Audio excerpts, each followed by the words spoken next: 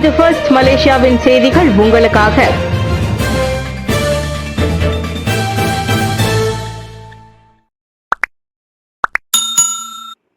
கடற்படை அதிகாரி கொலை வழக்கில் 6 விதிக்கப்பட்ட மரண தண்டனை தள்ளுபடி.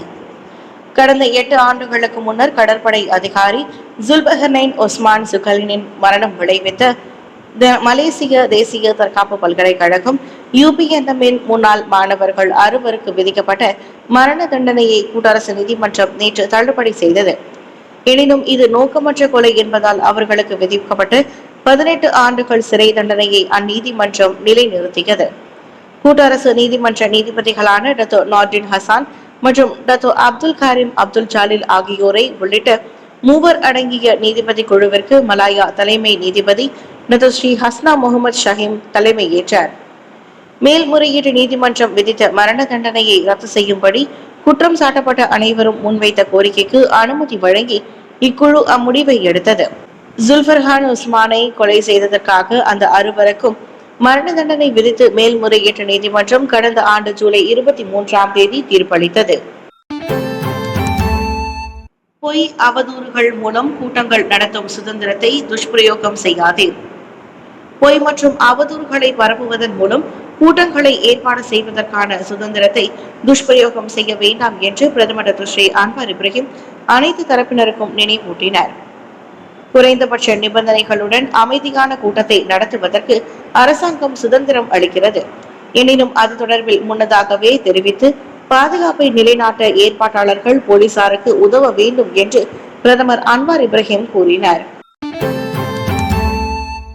ஜோஹர் பாருவில் நகை கடையில் 59,000 ரிங்கிட் மதிப்பிலான 2 தங்க சங்கிலிகள் கொள்ளை.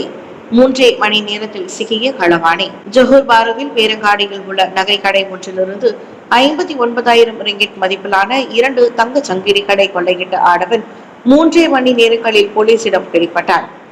பாகார் பத்துவில் உள்ள பேரங்காடியில் இரவு 7 மணி வாக்கில் அக்கொள்ளை நிகழ்ந்ததாக நகைக்கடை பணியாளர் மூலமாக போலீசுக்கு தகவல் கிடைத்தது.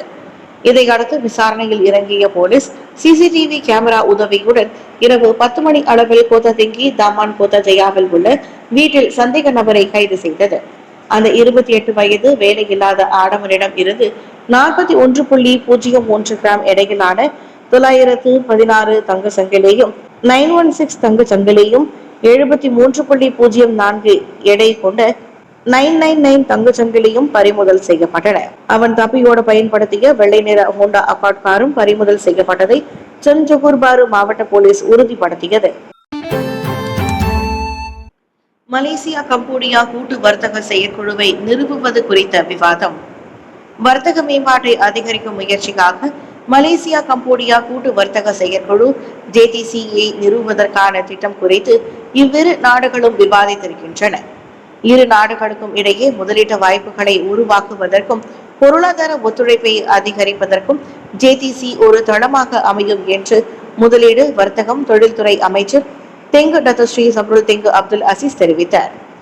ஜோஹர் டெசாருவில் நடைபெற்ற ஆசியான் பொருளாதார அமைச்சர்கள் கூட்டத்தில் கம்போடியா வர்த்தக அமைச்சர் சாம் நிமுலுடன் நடைபெற்ற சந்திப்பிற்கு பிறகு இது தொடர்பாக தெங்கு சப்ருல் தனது எக்ஸ் தளத்தில் பதிவிட்டிருந்தார்.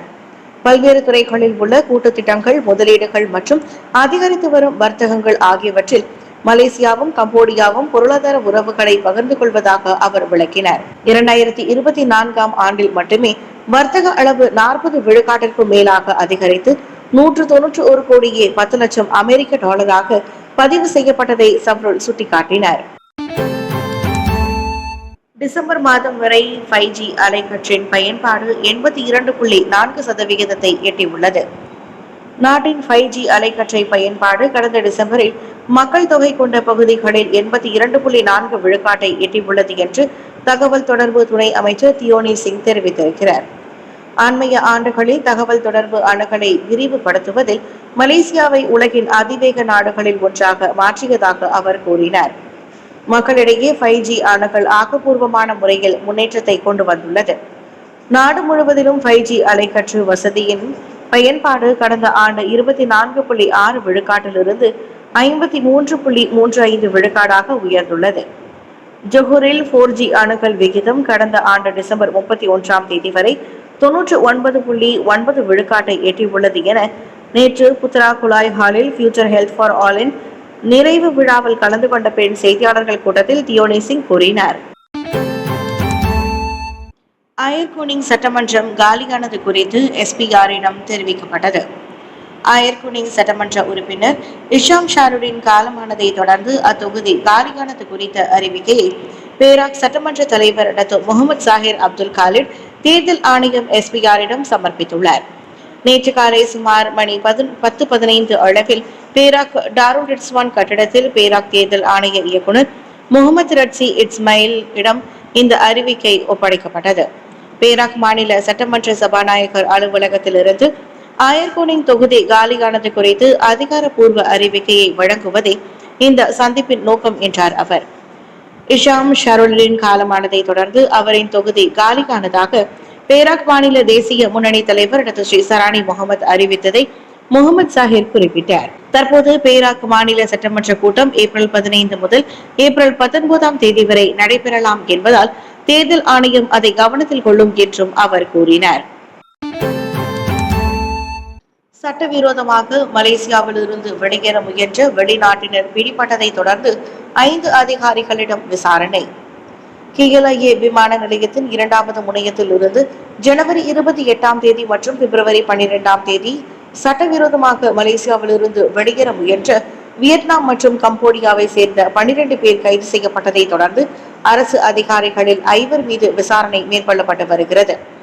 இந்த விவகாரத்தில் சம்பந்தப்பட்ட 5 உடனடியாக இடமாற்றம் செய்து விரைவான நடவடிக்கை எடுக்கப்பட்டதாக மலேசிய எல்லை கட்டுப்பாடு மற்றும் பாதுகாப்பு நிறுவனம் தெரிவித்துள்ளது. 1990 ஆண்டின் பொது அதிகாரிகளுக்கான நடத்தை மற்றும் கட்டொழுங்கு முறைகளின் கீழ் அந்த 5 அதிகாரிகளும் விசாரணைக்கு உட்படுத்தப்பட்டுள்ளதாக எல்லை கட்டுப்பாடு மற்றும் பாதுகாப்பு நிறுவனம் நேற்று வெளியிட்ட அறிக்கையில் தெரிவித்துள்ளது. விதிமுறைகளை மீறும் அல்லது பொது சேவை துறையின் நற்பெயருக்கு களங்கம் ஏற்படுத்தும் வகையில் செயல்படும் அதிகாரிகள் மீது கடும் நடவடிக்கை எடுக்கப்படும் என அந்த நிறுவனம் எச்சரித்துள்ளது. விமானத்தில் ஏறுவதற்கு முன் 3 வியட்நாமியர்கள் மற்றும் 9 கம்போடியர்கள் காத்திருக்கும் இடத்தில் இருந்த அதிகாரிகளால் கண்டுபிடிக்கப்பட்டனர். ஆசியான் நேற்று தொடங்கியது 31வது AEM.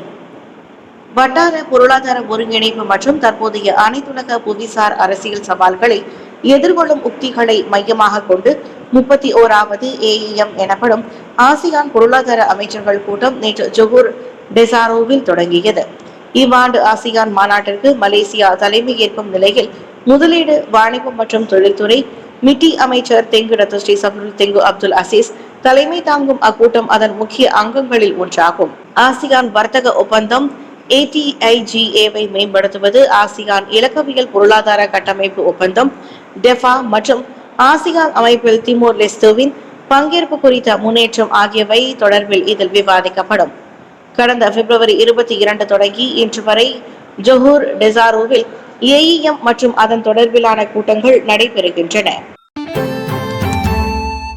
மின்னியல் உபரிபாக தயாரிப்பு நிறுவனம் ஆம் ஹோல்டிங்ஸ் உடன் ஒப்பந்தம் கையெழுத்திடப்படும். இங்கிலாந்தை சேர்ந்த உலகின் முன்னணி மின்னியல் உபரிபாக தயாரிப்பு நிறுவனமான ஆம் ஹோல்டிங்ஸ் PLC மலேசியாவில் தளத்தை அமைப்பதற்கு அடுத்த வாரம் ஒப்பந்தம் ஒன்றில் கையெழுத்திடும் என்று எதிர்பார்க்கப்படுகிறது.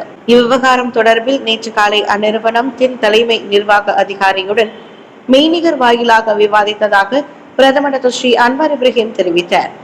அந்த கலந்துரையாடலில் சாப்ட் பேங்க் குழும நிறுவனத்தின் தலைமை நிர்வாக அதிகாரி மசயோஷி சன்னும் பங்கேற்றதாக நிதி அமைச்சருமான அன்வார் கூறினார்.